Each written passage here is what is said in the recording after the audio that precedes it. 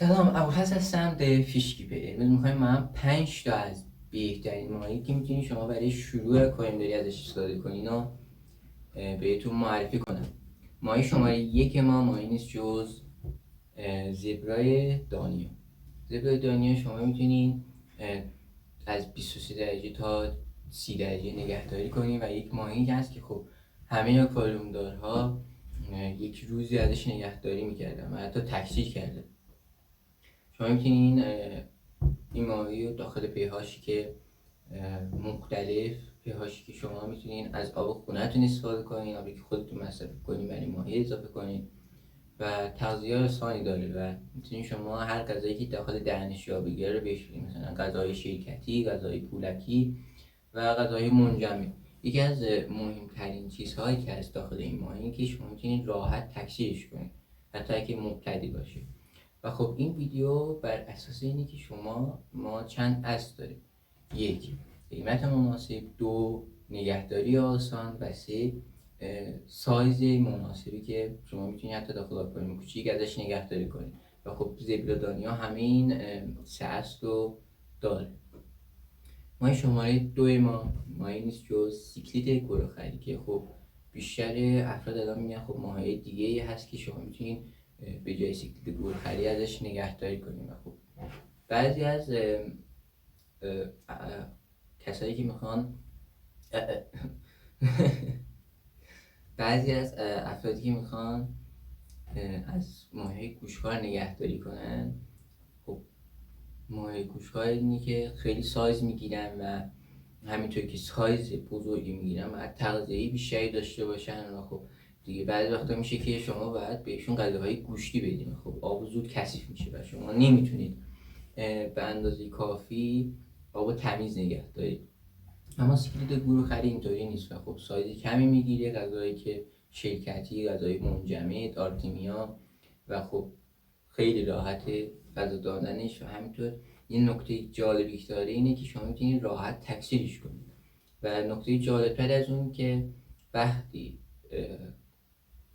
ماهی سیکلیت گورخری تخم‌ریزی میکنه و قراره که بچه دار بشه، اینی که خیلی پرخاشگر میشه و شاید ماهی دیگر رو بزنه. و خب شما میتونید این ماهی رو از زیر شکمش، رنگ های نارنجی هست که شما میتونید ببینید اون ماده است یا نه. سیکلیت های ماده حاله نارنجی رنگی زیر شکمشون دارن. خب شما میتونید از این بفهمید.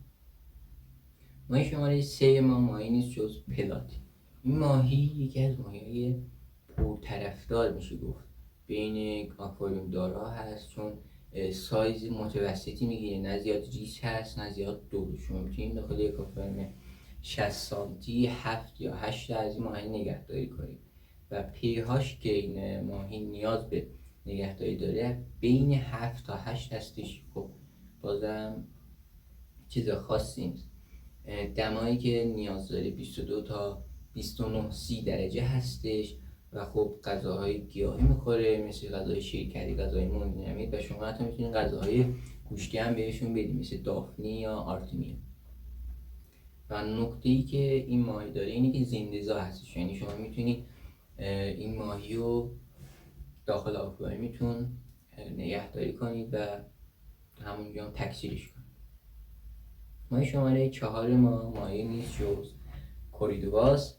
خب یکی از ماهی‌هایی که هست بیشتر برای کسایی نگهداری میکنن که دوست دارن آکواریوم تمیزی داشته باشن، چون این ماهی غذاهایی که اضافه میمونه و میریزه کف آکواریوم میخوره و خب زیاد چالشی نداره برای آکواریوم دار.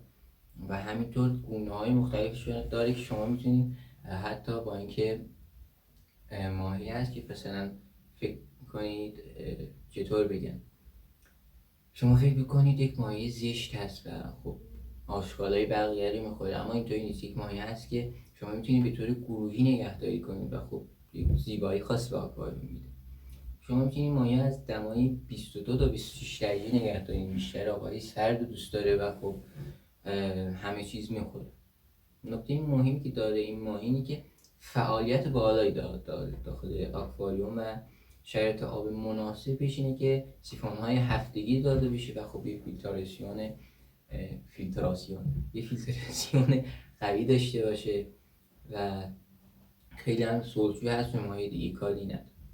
ماهی شماره 5 ما یکی از زیباترین ماهیانی هست که شما فکر کنید خدا داد اینطوری، اما اونطوری نیست. شماره 5 ما ماهی نیست جز گلوفیش.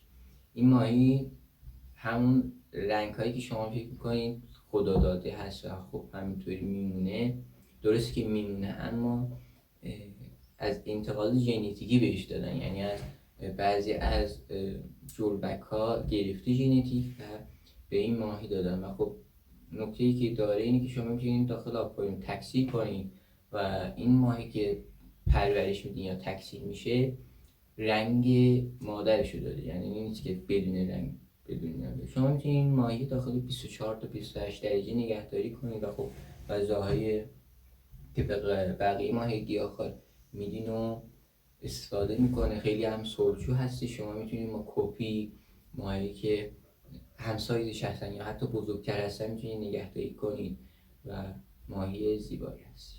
خب تا فردا من یه دونه ویدیوی دیگه خواهیم گذاشت در مورد ماهی مانستر که ببینیم ماهی گوشخوار و مانستر یعنی هم بزرگ جسته چطوری نگهداری میشن و چه غذایی بهشون داده میشه.